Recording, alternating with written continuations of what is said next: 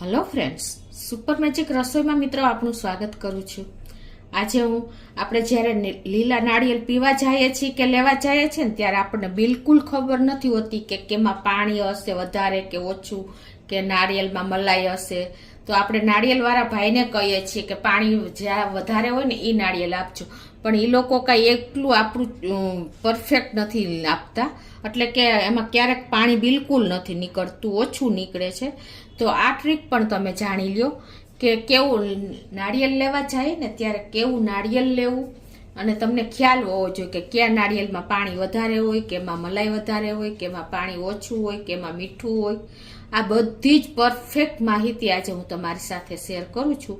તો તમે ક્યારેય પણ લીલા નાળિયેર લેવા જશો ને ત્યારે છેતરાશો નહીં, અને તમે જ ચૂઝ કરીને લઈ શકશો, અને તમને પણ કોન્ફિડન્સ રહેશે કે આ જ નાળિયેર લેવું જોઈએ. તો એમાં શું કરવાનું છે મિત્રો, કે તમે જ્યારે નાળિયેર લેવા જાઓ ને ત્યારે જો તમે નાળિયેર લ્યો ત્યારે પાછળ 3 આખો નાળિયેરને ઊંધું વાળશો ને એટલે પાછળના ભાગમાં 3 આખો એટલે કે 3 ખૂણા મોટા નીકળેલા હશે. ઈ નાળિયેરમાં પાણી બિલકુલ નહીં હોય. સમજાણું તમને કે પાછળના ભાગમાં 3 ખૂણા મોટા નીકળેલા હોય ને નાળિયેરના, એમાં પાણી બિલકુલ નહીં હોય, અને મલાઈ હશે. એટલે એ મલાઈ જેમ મોટી થતી જશે ને એમ ઈ જે ખૂણા છે ને એટલે આખો નાળિયેરની એને ધક્કો મારીને અને બહાર કાઢશે. એટલે એ નાળિયેરમાં મલાઈ વધારે હોય છે. તમને ખાસ ખ્યાલ આવી જશે કે આ નાળિયેરમાં મલાઈ વાળું નાળિયેર છે. તો તમે જ્યારે નાળિયેર લેવા જાઓ ત્યારે તમને મલાઈ વાળું જોતું હોય ને તો તમારે આવું નાળિયેર લેવાનું. પછીની વાત છે કે જો તમે લાંબુ નાળિયેર હશે અને લીલું હશે ને તો ઈ નાળિયેરમાં પાણી ઓછું હશે. જેટલું તમે ધારો ને એટલું પાણી નહીં નીકળે, અને પાણી પણ મોરું હશે. જે લાંબુ નાળિયેરનો શેપ હોય ને એમાં પાણી ઓછું હોય અને મોરું હોય. અને ત્રીજી વાત છે કે જે નાળિયેર એકદમ ગોળ હોય ને, ગોટીકલું મોટું કે નાનું જે હોય પણ ગોળ સાઈપ હશે ને એમાં પાણી વધારે હશે, અને તમારે જોઈએ એટલું પાણી તમને મળી રહેશે. હંમેશા નાળિયેર લેવા જાવ ને ત્યારે તમારે પાણી વધારે જોતું હોય ને તો ગોળ નાળિયેર લેવાનું, લીલા કલરનું.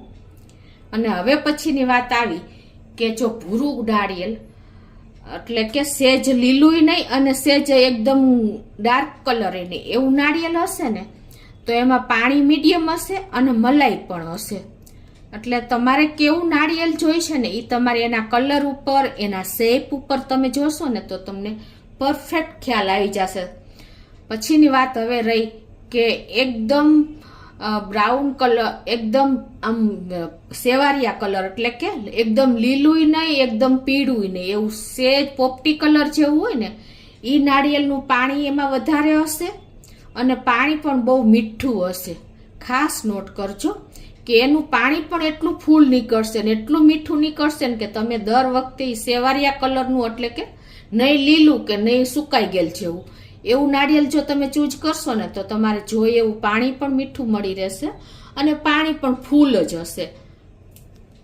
અને લાસ્ટ વાત રહી મિત્રો, એકદમ જે ઝાડવે પાકેલા નાળિયેર હોય ઓરેન્જ કલરના, એની તો વાત જ ના પૂછો. એ નાળિયેરનું પાણી તમે અમૃત સમાન ગણાય એટલું મીઠું પાણી હોય, અને એ પાણી તમે પીતા પણ ન ધરાવ. તમને એકદમ આમ એમ લાગે કે આપણે કંઈક અલગ જ એનર્જી આવી જાય એટલા મીઠા હોય છે.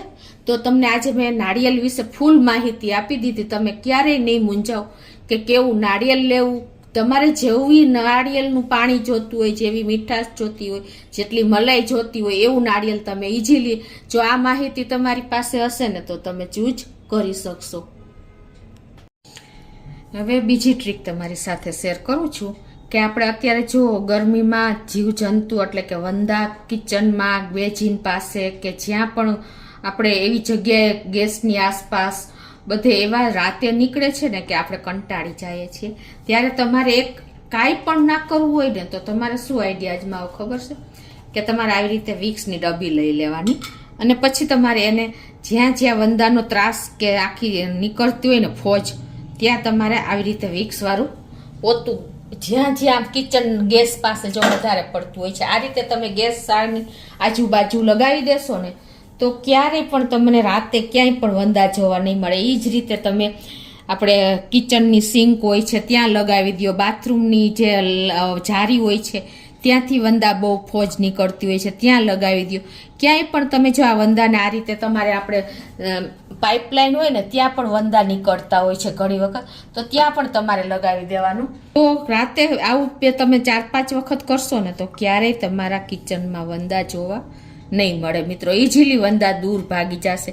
પછી તો આપણે ડસ્ટબિન પાસે, બારી દરવાજા પીછે કે બારી પાસે ક્યાંય પણ જો વંદા નીકળે ને તો તમારે આવી રીતે વિક્સનું આ કોટન કરીને અને લગાવી દેવાનું છે. તો કાયમને માટે વંદા ચૂટકીઓમાં જતા રહેશે, એટલે કે મિનિટોમાં ગાયબ થઈ જશે. એનું કારણ એ છે કે વિક્સમાં કેમ્ફર મેન્થોલ હોય છે, જેની સ્ટ્રોંગ ફ્લેવર હોય છે ને, તો વંદાને ગમતી નથી હોતી. હવે મિત્રો વાત રહી આપણે ત્રીજી ટ્રીપ શેર કરું છું કે આપણે આવી રીતે કોલગેટ ખલાસ થઈ જાય છે ને તો શું કરવાનું. ઘણી વખત આપણે આવી રીતે કાઢતા હોય છે તો નીકળતી નથી હોતી. તો તમારે એના માટે જો આવી રીતે પાછળના ભાગમાંથી કોલગેટને કટ કરી નાખવાની, બરાબર. અને પછી તમારે આ રીતે એને ઓપન કરી નાખવાની.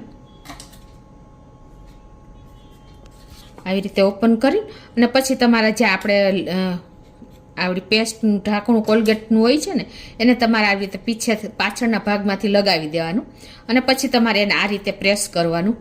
એટલે જો તમારી બધી જ અંદરની કોલગેટ થોડી થોડી હશે ને સ્ટીક થયેલી, એ બધી જ કોલગેટ તમારે એક જગ્યાએ આ રીતે ભેગી થઈ જશે અને ઇઝીલી તમારે કોલગેટ બધી જ આવી જશે. જો મિત્રો છે ને આ રીતે તમે કોલગેટ અંદરથી બધી જ એકદમ જોશ નીકળી જશે. કોઈ જરાય પણ કોલગેટ તમારે પ્રેસ કરીને કાઢવી નહીં પડે. ઇઝીલી તમારી કોલગેટ તમારે આ રીતે કાઢીને તમારે કોઈ પણ ડબ્બામાં રાખવી હોય ને તો પણ નીકળી જશે. બધી જ કોલગેટ નીકળી ગઈ. જો આ તળિયાની કોલગેટ તમારે ક્યારેક એવું ઇમરજન્સી હોય, લેવા ન જવાની હોય ને, તો તમે આ રીતે કોલગેટને કાઢી શકો છો. હવે મિત્રો ચોથી ટ્રીક તમારી સાથે શેર કરું છું કે જો આપણે આ ટીક-ટેક છોકરાઓ લેતા હોય છે તો ઘણી વખત આપણે આમ કરીને તો નીકળવામાં જલ્દી આપણા હાથ ઉપર આવતી નથી. તો એના માટે તમારે શું આઈડિયા કરવાનો ખબર છે? આ રીતે તમારે આવી રીતે આ ટીક-ટેકને આવી રીતે ઊંધી કરી નાખવાની અને પછી આમ ખોલવાની આવી રીતે. એટલે જો ઇઝીલી તમારે એક ગોળી જોતી હશે ને તો એક ગોળી આવી જશે. ખ્યાલ આવી ગયો?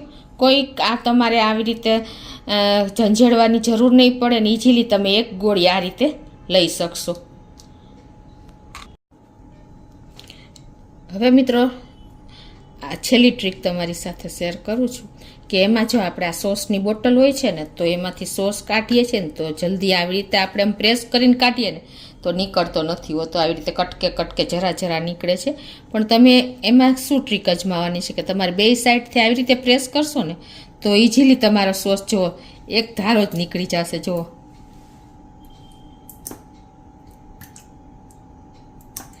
તો આ ટ્રીક પણ તમને ઉપયોગી થશે.